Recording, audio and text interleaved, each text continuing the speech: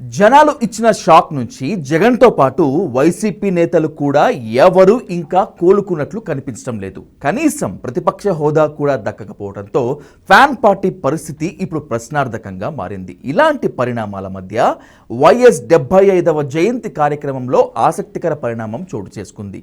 జగన్ షర్మిల ఇప్పుడు కత్తులు దూసుకుంటున్నారు.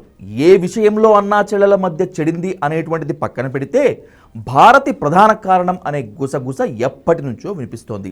ఇలాంటి పరిణామాల మధ్య ఇడుపులపాయ వైఎస్ఆర్ ఘాట్లో అత్తాకోడల పంచాయతీ బయటపడింది. వైఎస్ఆర్ సమాధికి నివాళులు అర్పించిన విజయమ్మ చాలా ఎమోషనల్ అయ్యారు. ముందు ఘాట్కు చేరుకొని మొక్కిన విజయమ్మ ఆ తర్వాత చాలాసేపు అక్కడే మౌనంగా కూర్చుండిపోయారు. అప్పుడు అక్కడికి వైఎస్ జగన్, కోడలు భారతి వచ్చారు. కొడుకును చూడగానే విజయమ్మ మరింత ఎమోషనల్ అయ్యారు. వైసీపీ ఓటమి తర్వాత మొదటిసారి కొడుకును కలవడంతో భావోద్వేగానికి లోనయ్యారామె. జగన్ను ప్రేమగా దగ్గరకు తీసుకొని హత్తుకున్నారు, కన్నీళ్లు కూడా పెట్టుకున్నారు. అయితే కోడలు భారతి మాత్రం అంటి ముట్టనట్లు కనిపించారు. విజయమ్మ వెళ్లి భారతిని పలకరించి ఎవరికి వారు ఎడముఖం పెడముఖంగా ఉన్నట్లు తెలుస్తోంది. దీంతో అత్తాకోడళ్ల మధ్య పంచాయతీ నడుస్తోందని రాజకీయ వర్గాల్లో తీవ్రమైన చర్చ జరుగుతోంది.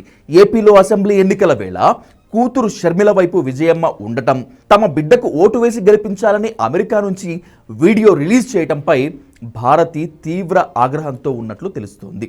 జగన్ ఓటమికి పరోక్షంగా కారణం అయ్యారనే కోపంతో భారతి ఉన్నారని, అందుకే ఆమె అత్తగారితో అంటి ముట్టనట్లు వ్యవహరించారనేటువంటి చర్చ జరుగుతోంది.